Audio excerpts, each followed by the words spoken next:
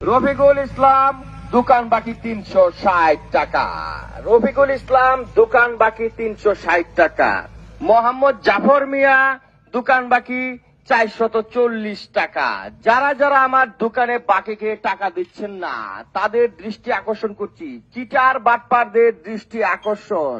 জাফর ইকবাল 676 টাকা। জাফর ইকবাল 676 টাকা।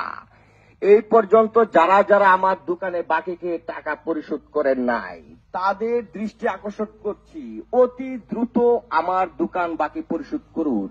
আমি দুদিন যাবৎ সিদ্ধান্ত নিয়েছি পুরো এলাকা জুড়ে মাইকিং করব সবার বাড়ির সামনে গিয়ে। যারা যারা আমার দোকান বাকি এখন পর্যন্ত পরিশোধ করেন নাই তাদের দৃষ্টি আকর্ষণ করছি।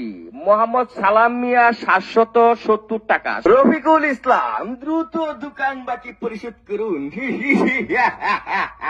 তা না হলে মানিজ্যত মারার প্রোগ্রাম করেছি।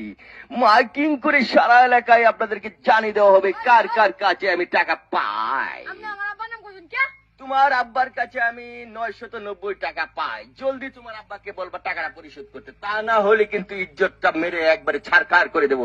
দোকান বাকি খাইলে কি মনে থাকে না কার টাকা খাইতেছো? মনে হচ্ছে নিজের বাপ দাদার দোকান। হাইয়া মাইক মারা যাও, তোমার আব্বাকে এক্ষুনি বলবা যে টাকাটা পরিশোধ করার জন্য।